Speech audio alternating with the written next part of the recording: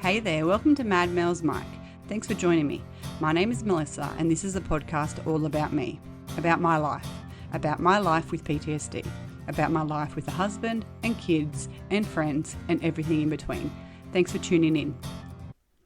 Hey there, I'm back, episode 5, here we go. I'm just going to start off and say thank goodness school is back. I finally got the house to myself and it's very, very nice. Two of the kids have started, one in year 12 and one in year 9, and my eldest has just today started her apprenticeship. So bring it on. Welcome to the show.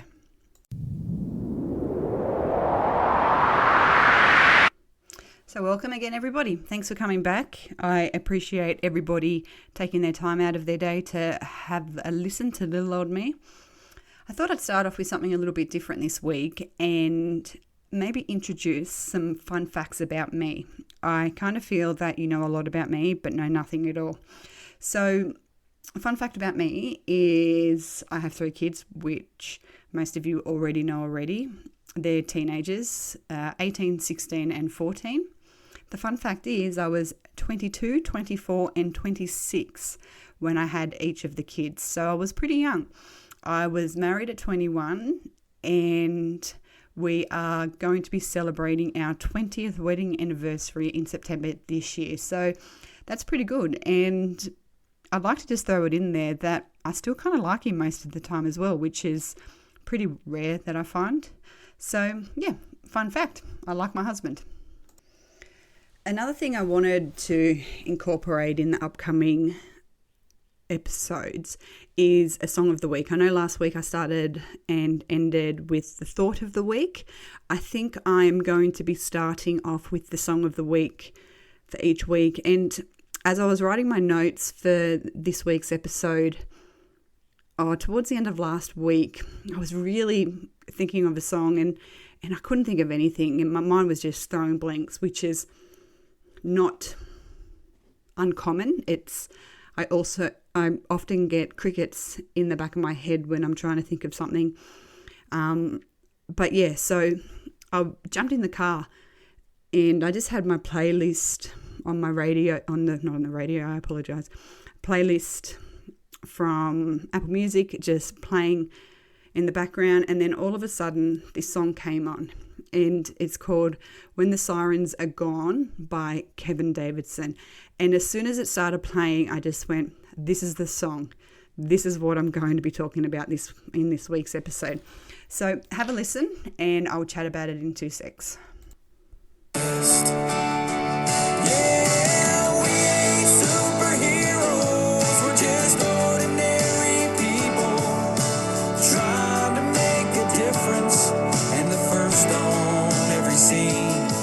It's a heavy, heavy burden to carry all this burden when you can't unsee the things you've seen. It keeps going on. When those sirens are gone. So that's the chorus of the song called When the Sirens Are Gone by Kevin Davidson. I am going to pop in the show notes the link to the film clip on YouTube. And now I just want to reiterate that this film clip is very raw. I have watched it. I did find it very confronting. So please do not watch the film clip if you think that it might be triggering. I do encourage you to listen to the song, whether that's on Spotify or Apple Music or any other way that you stream your music. But if you think that you may be triggered by this song, there are some confronting scenes of car accidents, and it's mostly, the film clip itself is mostly aimed at firefighters, although there are other emergency services. So if you are a fiery or any other emergency services or anything like that, I please just encourage you not to watch it, as I would hate for you to be triggered by it. But I just find it so comforting to know that there's a song out there that sort of encompasses emergency services, and that we aren't superheroes and that we're just ordinary people. And we literally are just trying the best that we can and putting ourselves into situations that people can't dream about, let alone realize that this is what we're attending on our day-to-day life. So I just encourage you to have a listen to the song. If you've got any thoughts on it, send me a message or pop a comment on the socials. But yeah, have a listen to it. I find it very touching. It's a combination of how first responders deal with their at work jobs, and then how they have to deal with life outside of work, and that includes kids and families and wives and husbands and things like that. So just remember, we aren't superheroes. We're not Superman. We're not made of steel. We're not Iron Man. We're not all of these things that have this protective barrier over us. We are just normal people trying the best we can and trying to deal with the consequences of going to tragedy after tragedy after tragedy. So let me know what you think. I was actually down at hospital last week. I had to see my psychiatrist down there, and I ran into a few of my friends that I had gotten to know during my inpatient stays, and one of them said to me that he looks forward to my podcasts every week while he's having treatment. And he was actually a little bit upset that I hadn't yet made a shout out to the sexy fireman that he is. And I kind of just laughed at him and said, look, I'll give a shout out when I meet the sexy fireman. And he was cut deep. Anyway, Chop, that one was for you. I hope your treatment's going well. So look after yourself. But another one of my good friends who I also met in hospital sent me this little quote, I guess, little poem. It's not a meme. I'm not really sure what to call it, but he sent it to me a couple of weeks ago, and he has PTSD for something, the most horrific thing anybody could ever experience in their lives. So he's a very, very strong man, and I have a lot of love for him. But he sent me this, and it just really resonated that, yes, this is not specific to men, although during this, I'm going to call it a poem, during this poem, it is specifically related to men, but it got me thinking about the stigma behind mental health. So I'm just going to read this to you now, and I will pop it on the socials as well so everybody can have a listen to it. And it goes, men don't cry, so I destroyed my liver, drowned my grief in bottles, watching the glass empty like my soul, sip by bitter sip. Men don't cry, so I destroyed my lungs, turned them into chimneys, letting smoke carry the weight of what I couldn't say. Men don't cry, we were told to hold it in, to be strong, to bear it quietly. So we found other ways to bleed, other ways to break, because even when it hurt, tears were never an option. I find it very touching and very difficult and very emotive when I read that. And it doesn't matter how many times I read that. It doesn't matter that it's specific to men, but there is no other way to describe how much we actually hold in our mental health. And it got me thinking about the stigma behind mental health. First of all, there's a massive stigma behind mental health in men. I think men are just naturally, I want to say born, but they're not born, but they're naturally protectors. And I think it's very difficult for men to be able to show their vulnerable side to anybody. And I think it's very important that those men who are out there reach out to who they love, whether that be treating parties or wife or partner or friends that it is okay to cry. It is okay to show that you are vulnerable, because we can't go through this life unscathed. Life is very, very hard. And as I mentioned in last week's episode, or the week before, the Hamilton quote where it says, "Dying is easy, young man. Living is harder." And there are no truer words than that, because living is hard. And when you've got an injury such as PTSD, particularly when you've come from a profession in the police where there is this stigma that we're almost become robots to society, and that we are just normal people underneath that uniform, and that we still bleed, we still cry, but heaven forbid you show any emotional baggage or thoughts or anything like that, and you're just criticized for it. And that's so difficult to process, because when you go to these tragic incidents and things like that, it's normal to show emotion. It's normal to show tears, but as men, as women, as emergency services, as first responders, we're not allowed to. We have to be the strong ones that hold everything together. We are the glue standing on the side of the road at a car accident, holding people together, metaphorically and literally in some cases. But heaven forbid you get back to the station and you show any ounce of emotion, you become so scared that they're going to lock your gun up. And that's what happens when you have any sign of mental health issues. They put a big ass, ugly red padlock on your gun. And I know that the way the system works now, it's very, very different. But in some stations, particularly rurally, you can see when somebody's got a big ass red padlock on their gun, and you think to yourself, oh, they're fucked up, they've gone a bit booey, another one's gone. And I don't think I really understood the nature of, or the severity of what that actually meant to have your gun locked up.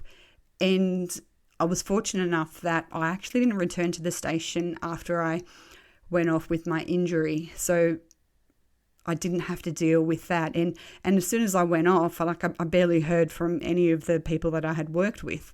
But there's just such this massive stigma around mental health. And it makes, I think because of the stigma, we believe ourselves that if we are going off with some type of mental health issue, we're buoy, we're nuts, just like everybody else who we lock up or schedule.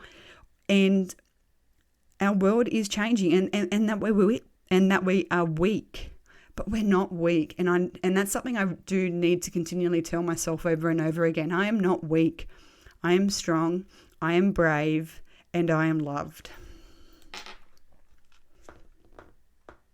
I think the stigma behind mental health is very, very real. And as much as I wanted to think and believe that I was aware of mental health, like I had done mental health training in the police, I had dealt with mental health on a weekly basis in a work capacity, but I don't think you actually have any idea of what a mental health disorder is until you've got it.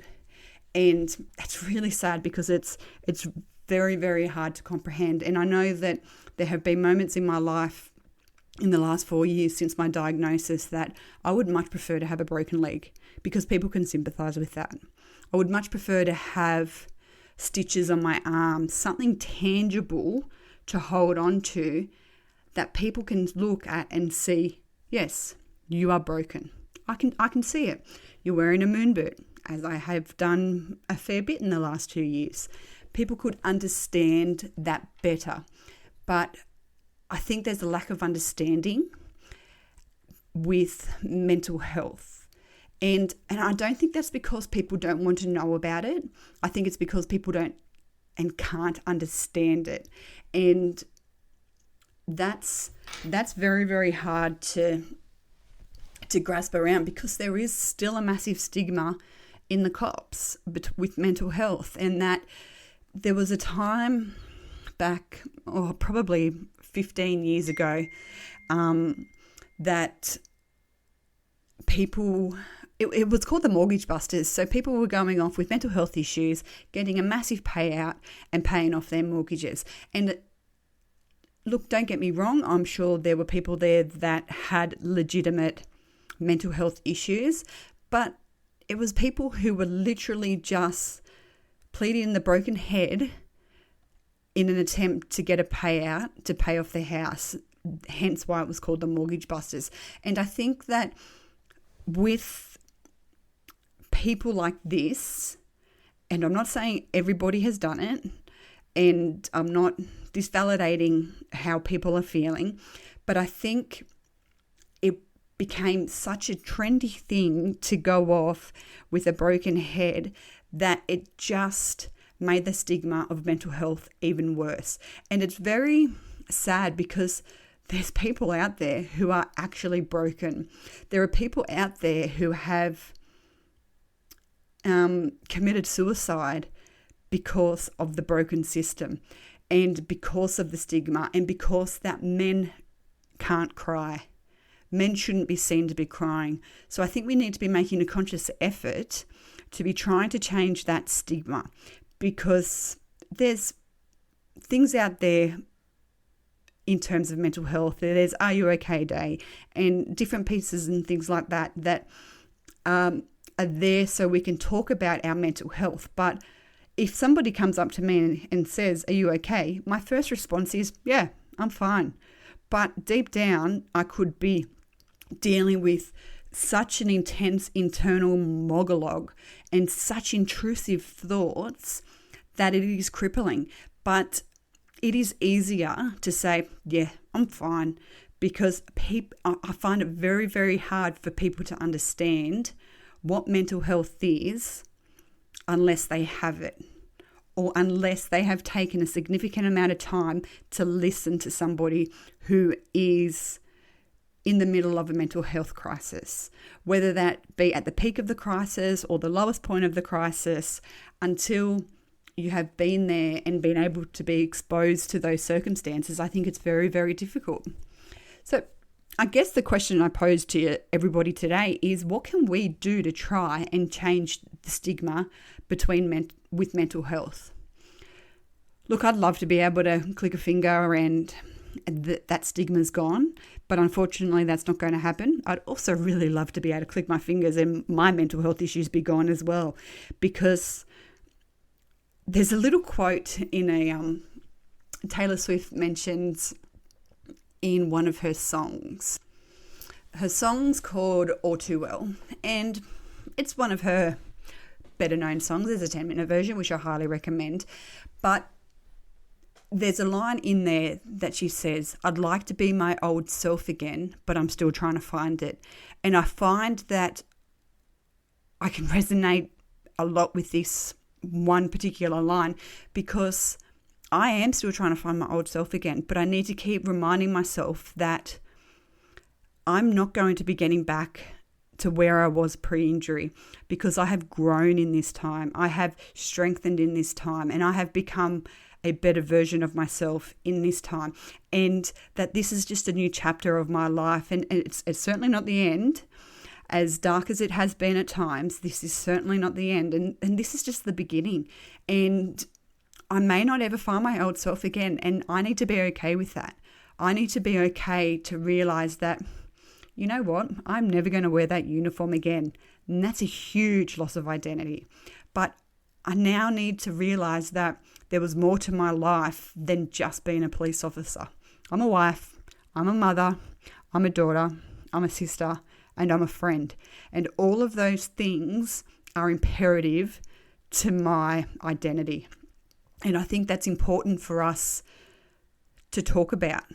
And going back to the question I asked before, what can we do to try and change the stigma behind mental health, is that I think we need to continually be honest and open, and not let people's judgments of us cloud our own judgment of ourselves, because if we're judging ourselves by the way other people judge us, we might be completely different people.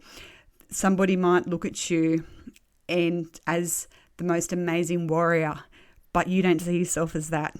But then on the other hand, somebody might look at you as a complete piece of shit. So I think we need to certainly talk about mental health and talk about what it means to live with these injuries. And hopefully that the more we talk about it, the more awareness we can bring into society. And hopefully with a lot of time and a lot of communication, we can start to change the stigma behind mental health. Now, just before we get into the thought of the week, my bestie Hiking Mel sent me a link to an app last week, and it's pretty cool. If you're an 80s kid, I'm sure you had a Tamagotchi growing up, and it's not too dissimilar to a Tamagotchi. So first of all, I just want to say that I'm not paid to promote this app. I just think it's a very cute, sweet, non-invasive little tool that we can use daily to help with our mental health. So it's called Finch, Finch, and Finch is literally just a virtual bird. So not too dissimilar to a Tamagotchi, except when you are looking after your little bird, you're also looking after yourself. So you set goals in the app for taking care of yourself. And then as you complete the goals, then you're then completing and looking after the little finch that you have. I remember first looking at it going, oh my gosh, this is something that a 2-year-old should be doing. But the more that I've gotten into it, the more that it's actually really nice and very therapeutic. It's quite enjoyable to be able to tick off your little goals. Yes, I brushed my teeth today. Yes, I stretched. I took 3 deep breaths. And every time you click off these little goals, you get this virtual money, so in-app money. It doesn't cost you any money to buy or to play, but you get money in the app, so you can buy little cool outfits for your bird and things like that. But I would recommend that anybody who's suffering with any type, whether that be just for kids or families and things like that, it's just a very rewarding, easy app for you to jump on and tick off your goals. You can have friends in the app. So Mel and I, our 2 little Tamagotchis called Cookies and Sprinkles, they go on little adventures together and it's pretty cute. But whether you want to use it for yourself, which I highly recommend, or even if you want to give it to your kids, because life in today's society is hard bloody work. So yeah, I'll also in the show notes chuck in there a link to the app. What I'll actually do is just put a link to the website, so regardless of whether you've got an Android or an Apple phone, you can still jump on and do it.